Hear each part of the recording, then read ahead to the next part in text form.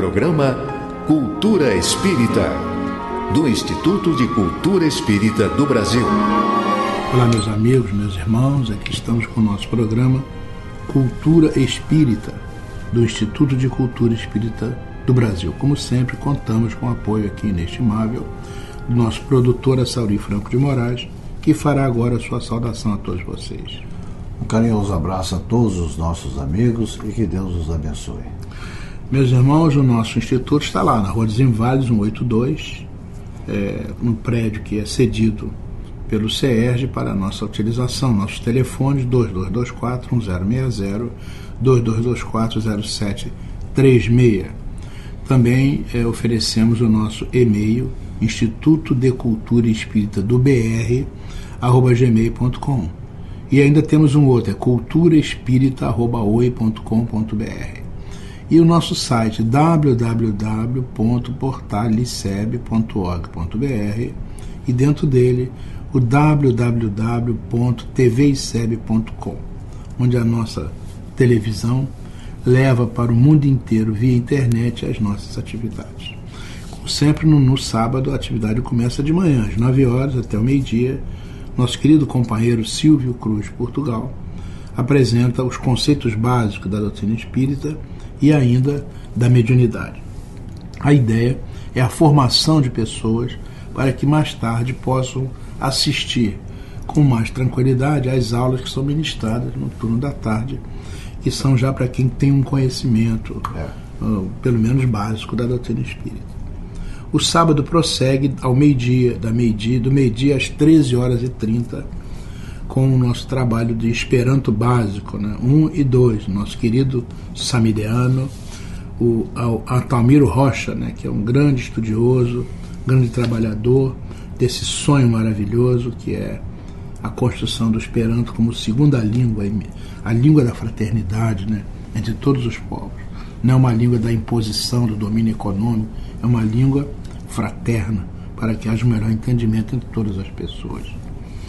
E nós estamos aí com a aula de sábado, vai ser ministrada pelo nosso doutor José Henrique Rubim, às 3 horas da tarde. O Rubim, além de dar aula de 1h30 até as 14h45, ele emenda com a aula do curso regular. E ele, o Dr. Rubim, conforme nós todos sabemos, ele é um médico, terapeuta, excepcional, trabalhador do bem, além de ser um médico muito, muito conceituado. Ele vai estar trabalhando uma cadeira chamada Saúde Quântica, dentro da ciência espírita. E ele vai nos apresentar neste sábado, dia 29, vai nos apresentar a aula chamada Biologia do Amor. Interessante que há vários livros publicados sobre isso, de pesquisadores de outros países, A biologia do amor, de coisas maravilhosas estão aparecendo aí e vão mudar a linha de pensamento do ser humano, Porque a gente verifica que as células, os tecidos, os órgãos, tudo isso que constitui o nosso corpo físico, isso obedece a uma determinada estrutura, que é capitaneada pelo que nós chamamos espírito, E na verdade é todo um processo de interação celular para que possam surgir os tecidos e os órgãos e eles possam se integrar nos sistemas e o nosso corpo físico se transforma numa máquina maravilhosa de viver, como dizia o Hermínio Miranda, Como diz o Hermínio Miranda. Então o Dr. Rubim, ele apresenta esse estudo de maneira muito clara, muito límpida e com aquela visão, de cientista, médico, terapeuta, é o cuidador de todas as pessoas. Então está todo mundo convidado para assistir a essa programação maravilhosa do nosso Instituto, com a Biologia do Amor, Dr. José Henrique Rubim. Esse é um quinto sábado, E todo sábado nós temos entre 1h30 e 14h45, nós temos também alguns estudos de grande importância. Por exemplo, no primeiro e terceiro sábados, quem nos fala é o Dr. José Henrique Rubim e a doutora Luzia Matias. É um trabalho sobre o pensamento de Joana de Ângeles. Ambos são muito especializados, são médicos, né, e terapeutas, são especializados nisso. As aulas são magistrais. E quem coordena o trabalho é o Dr. Jorge André, né, que é uma sumidade reconhecida por todos, é o presidente de honra do nosso instituto, e ele é reconhecido no mundo inteiro, né? Com seus 96 anos, ali está, lúcido, simples, humilde, modesto, mas sempre muito coerente, muito direto, muito objetivo. Enfim, é uma honra para nós podermos contar com a presença, né, do Dr. Jorge André e, sobretudo, coordenando esse trabalho que é tão importante dentro do Instituto. Nos segundos sábados, nós temos o Dr. Luiz Eduardo Brandão, que é um físico, um doutor em física, né, professor da universidade, mas também esse espírita que está na rua, né? Ele arregaça as mangas, faz campanha do quilo, trabalha com jovens no centro espírita, faz evangelização, senta lá para receber suas entidades, enfim, é um espírita mesmo. De quatro costados, né? É muito importante. E é uma competência, né? Ele é um homem que conhece muito. E nós colocamos lá para ele estudar essa obra complicada do André Luiz, chamada Nos Domínios da Mediunidade. Pouca gente entende muito bem isso aí, porque é muito avançado, né? Muito avançado. E o Brandão, que é um físico, ele destrincha isso para ficar muito claro para todos nós. No quarto sábado, quem fala é a Maria Amélia Braguilhori Serrano, que é a nossa vice-presidente. Também é uma doutora. Ela é engenheira, né? Ela é doutora em engenharia nuclear, né? Também é uma sumidade, estudiosa, e ela está estudando o livro de André Luiz, Libertação. Veja, a obra de André Luiz, ela é uma obra muito valorizada dentro do nosso instituto, né? E é eclética também, porque ela abre, né? É de uma complexidade. Os domínios, né? no Evolução em Dois Mundos. É complexo, é muito complexo. Há coisas ali que a gente vai levar muito tempo para entender direito, né? São coisas avançadas, mas é muito bom, né, que esteja na mão de pessoas sérias e competentes, estudiosas, como o Brandão, como a Maria Amélia, como o Dr. Jorge André e os outros companheiros, né, que aos poucos vão colocando essas questões para o nosso melhor entendimento, né. Então ficaremos felizes com a presença de todos e agradecemos desde já a participação de cada um. César, eu só queria fazer um pequeno e breve comentário a respeito do Dr. Jorge André. Você sabe que ele tem uma facilidade de explicar as coisas que só mesmo a cultura espiritual pode traduzir. Verdade, né? Isso é uma coisa que já vem dele. Você sabe que a mais importante explicação sobre respiração celular que eu ouvi foi dele. Né?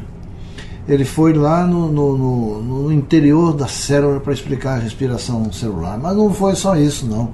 Ele explicou como é que o ectoplasma se forma, porque ele é tirado exatamente da energia gerada pela respiração celular. Então o ectoplasma vai se formando na célula, junta de uma célula, de outra, até formar aquela massa que permite a visualização, né? Quase que a materialização do espírito, e depois explicando que essa massa toda volta outra vez, porque essa energia tem que ser reposta para o organismo. Você vê que aonde vai o alcance das explicações que ele dá para a gente, né? É um espírito de alto nível, né, encarnado aqui entre nós, para abrir caminhos à nossa compreensão. Para explicar a gente essas coisas. Que Jesus abençoe. Tá bom. Dr. Jorge André. Vamos estar no nosso breve intervalo. Daqui a pouco a Natasha Mequena estará aí inundando a todos com a beleza extraordinária da sua voz magnífica, e logo em seguida retornaremos, se Deus quiser. Instituto de Cultura Espírita do Brasil.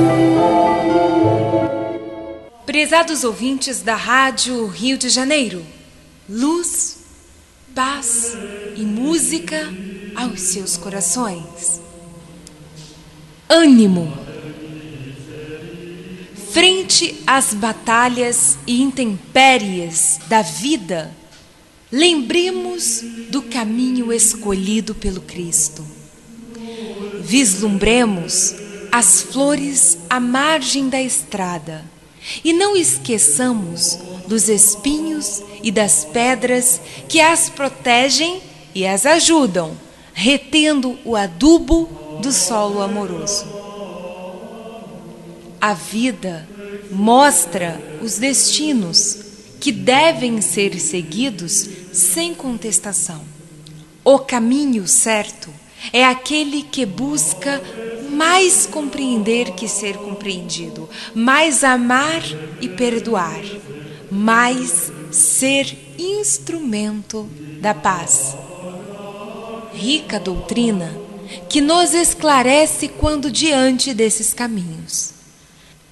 A vida nos será a escola bendita, onde floresceremos no jardim de cada dia.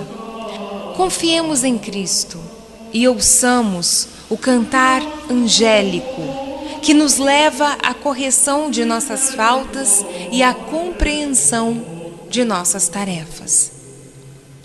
Queridos amigos ouvintes, ninguém aqui está a passeio. Ninguém está aqui para sofrer. Todos nós estamos aqui. E sermos categoricamente felizes, fazendo aos outros felizes.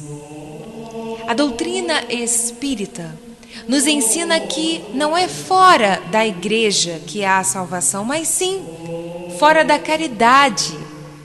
A caridade é o pilar que faz com que a criatura humana, ligada ao seu Criador, que é Deus, possa de fato galgar os melhores caminhos possíveis, aprendendo com os próprios erros e acertando cada vez mais, corrigindo-se, melhorando-se, amando e servindo sempre.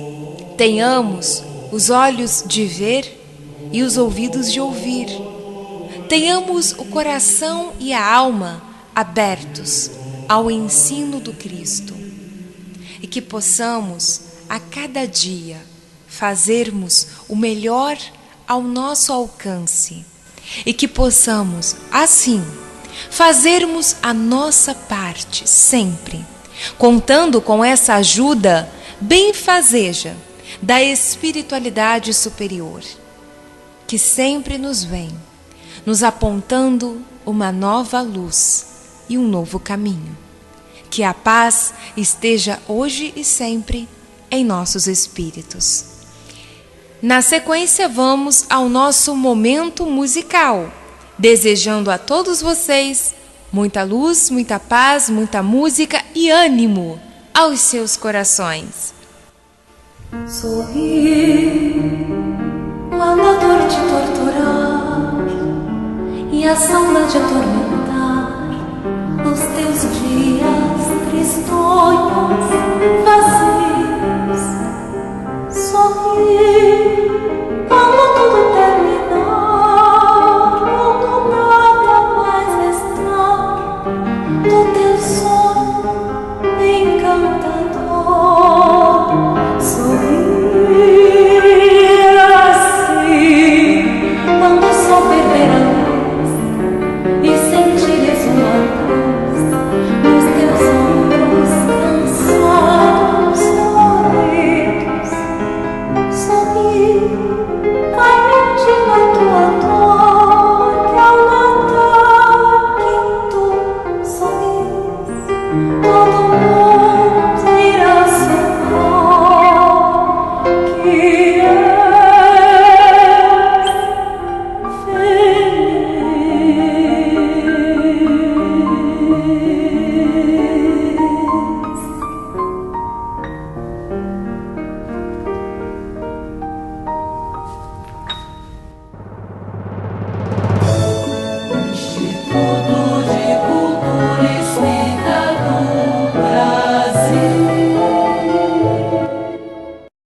simples gesto, um ato de enormes proporções. Um simples gesto é capaz de dar apoio, acolher, educar, alimentar.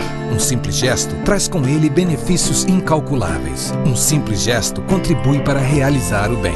Participe para que a rede social do bem possa aumentar a sua capacidade de multiplicar as suas ações sociais. Pratique isso na hora que você for pagar a sua próxima compra. Use o cartão de crédito exclusivo O Bem. Peça já o seu cartão. Ligue 0800 644 2273.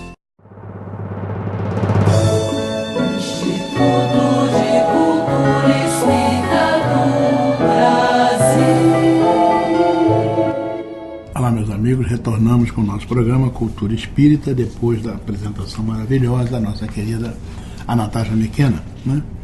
E as ondas amigas da nossa Rádio Rio de Janeiro, que nos acolhe tão generosamente, a emissora da Fraternidade. Também agradecemos, como sempre, ao nosso querido Toninho Barbosa, nosso engenheiro de som, que ali fica ajustando as nossas deficiências para que possa haver minimamente uma apresentação adequada. Agora vamos falar das perguntas, né, Saruí? Sem dúvida. Olha que tem gente fazendo pergunta aí, tudo quanto é jeito, por telefone, e essa veio por e-mail, pela internet, né? Foi o Veridiano Duarte, lá de Marechal Hermes, né? Ele é espírita, né? Diz assim: eu sou espírita, mas não frequento a minha casa espírita com assiduidade. Eles têm umas regras que me incomodam um pouco, né? Eu até tenho mediunidade, eu sinto isso, né? Tenho um amigo espiritual que quer escrever um livro por meu intermédio. Mas a direção da casa diz que para isso eu antes tenho que passar por um curso de médium, desenvolver melhor a mediunidade. Puxa vida, eu acho isso desnecessário. O que você acha, Saruí? Bom, eu queria antes fazer uma observação com a qualidade das perguntas que eles estão mandando, né?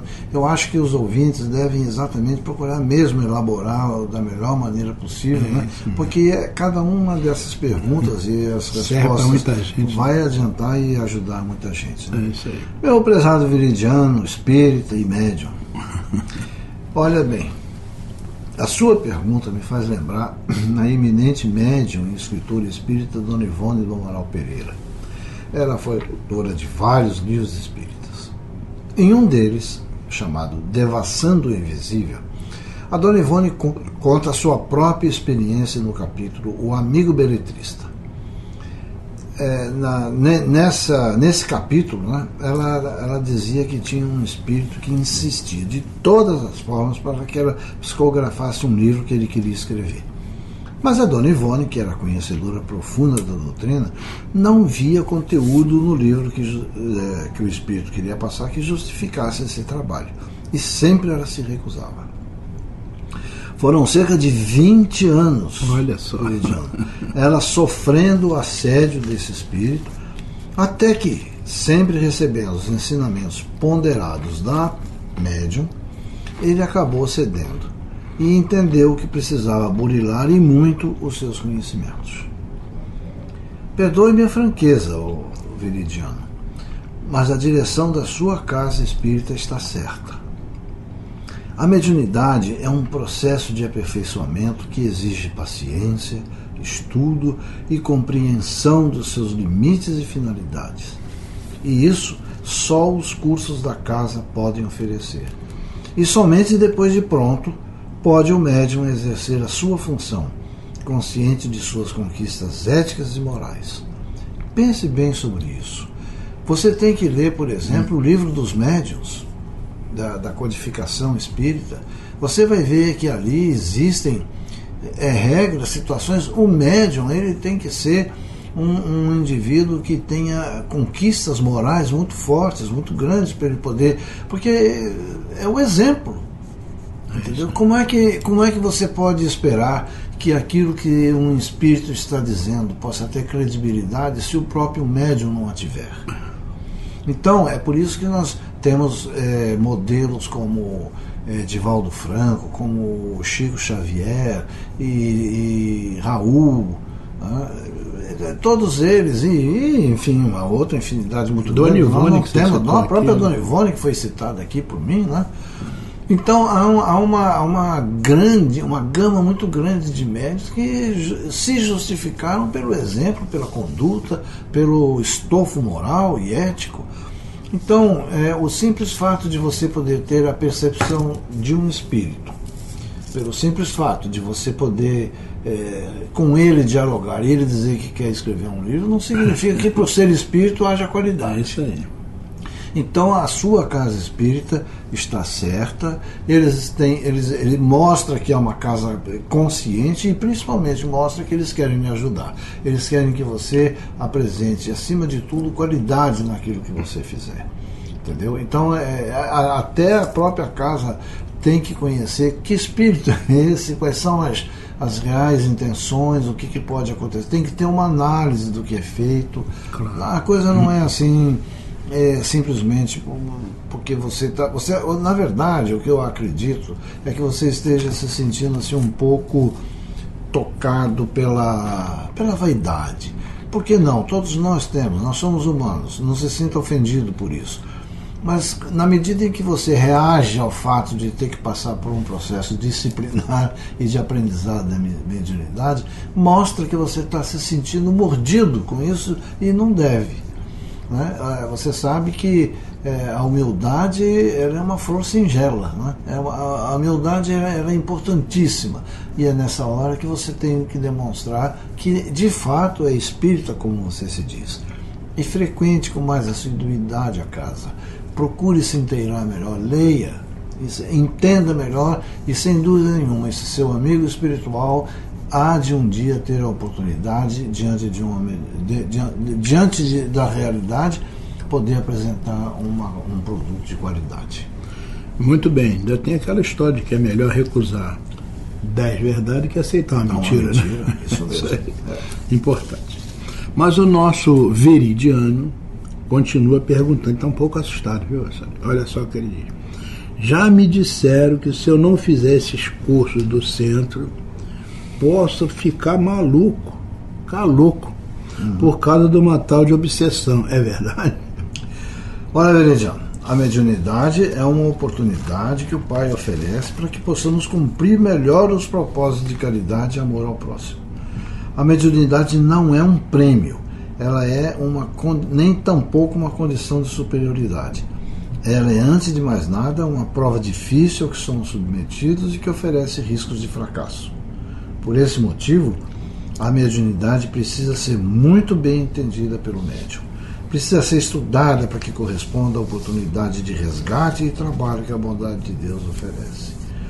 Caso você não se prepare para o trabalho mediúnico, recuse o estudo e a disciplina, poderá ser vítima dos espíritos menos esclarecidos que se aproveitarão dessa sua fraqueza. Esse é o risco e esse é o alerta que fizeram para você. É isso aí. Então, na verdade, vamos refletir sempre sobre isso, né? Muito bem, vamos ao nosso intervalo com o nosso... Em seguida vamos ter o nosso internauta do bem aí, né? O nosso Geraldo Cardoso, que vai falar da internet do bem. E logo em seguida retornamos para o encerramento do nosso programa. Até já. Instituto de Cultura Espírita do Brasil. Meus amigos, trazemos hoje uma mensagem de Joana de Ângeles, que nos fala da grande transformação que o nosso planeta experimentará nos tempos vindouros. Seu título é A Grande Transição. Joana nos fala assim: opera-se na Terra, neste largo período, a grande transição anunciada pelas Escrituras e confirmada pelo Espiritismo. O planeta sofrido experimenta convulsões especiais, tanto na sua estrutura física e atmosférica, ajustando as suas diversas camadas tectônicas, quanto na sua constituição moral. Isto porque os espíritos que o habitam, ainda caminhando em faixas de inferioridade, estão sendo substituídos por outros mais elevados, que o impulsionarão pelas trilhas do progresso moral, dando lugar a uma era nova de paz e de felicidade. Os espíritos renitentes na perversidade, nos desmandos, na sensualidade e vileza, estão sendo recambiados lentamente para mundos inferiores, onde enfrentarão as consequências dos seus atos inóbeis, assim renovando-se e predispondo-se ao retorno planetário quando recuperados e decididos ao cumprimento das leis de amor.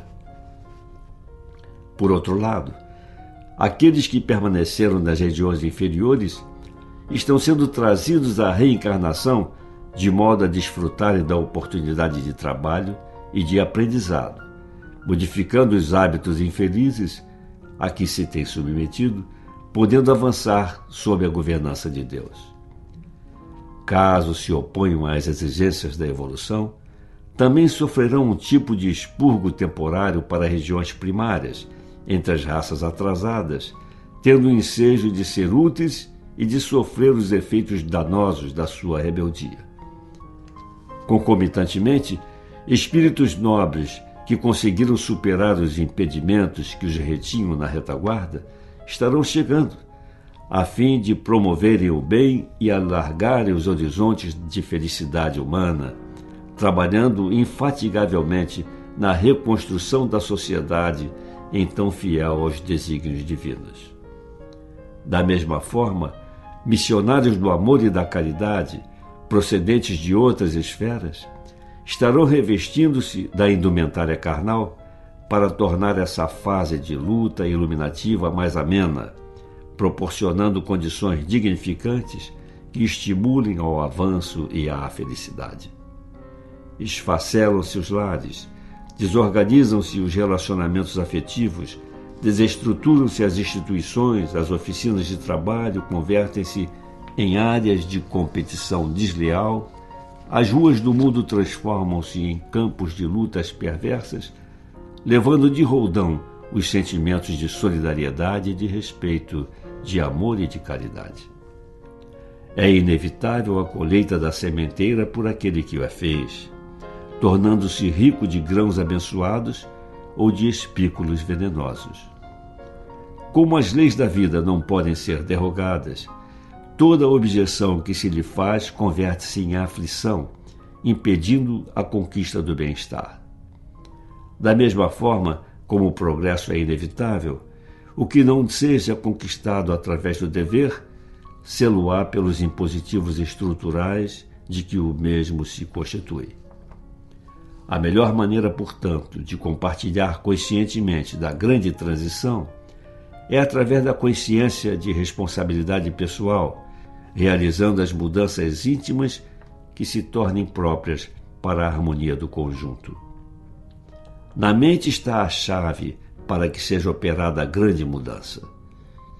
Quando se tem domínio sobre ela, os pensamentos podem ser canalizados em sentido edificante, dando lugar a palavras corretas e a atos dignos. O indivíduo, que se renova moralmente, contribui de forma segura para as alterações que se vêm operando no planeta. Não é necessário que o turbilhão dos sofrimentos gerais o sensibilize, a fim de que possa contribuir eficazmente com os espíritos que operam em favor da grande transição. Dispondo das ferramentas morais do enobrecimento, torna-se cooperador eficiente em razão de trabalhar junto ao seu próximo pela mudança de convicção, em torno dos objetivos existenciais, ao tempo em que se transforma num exemplo de alegria e de felicidade para todos. O bem fascina todos aqueles que observam e atrai quantos se encontram distantes de sua ação, o mesmo ocorrendo com a alegria e a saúde. São eles que proporcionam um maior contágio de que se tem notícia, e não as manifestações aberrantes e afligentes que parecem arrastar multidões. Como escasseiam os exemplos de júbilo, multiplicam-se os de desespero, logo ultrapassados pelos programas de sensibilização emocional para a plenitude. A grande transição prossegue, e porque se faz necessária, a única alternativa é examinar a maneira como se apresenta e cooperar para que as sombras que se adensam no mundo sejam diminuídas pelo sol da imortalidade. Nenhum receio deve ser cultivado, porque mesmo que ocorra a morte, esse fenômeno natural é veículo da vida, que se manifestará em outra dimensão. Logo passado o período de aflição, chegará o da harmonia. Até lá, que todos os investimentos sejam de bondade e de ternura, de abnegação e de irrestrita confiança em Deus. Joana de Ângeles. Aqui nos despedimos, desejando a todos muita paz. Assim, meus amigos, meus irmãos, chegamos ao final do nosso programa, muito agradecidos pela sua atenção e desejando uma semana de muita saúde, muita alegria, felicidade, muita paz. Nossa Saruí, por favor, para as suas despedidas. Também para agradecer a audiência, o carinho, a atenção e desejar a todos muita paz nessa semana que se inicia. Então até a próxima semana, neste horário, se Deus quiser. Pela Rádio Rio de Janeiro, o Instituto de Cultura Espírita do Brasil apresentou Cultura Espírita.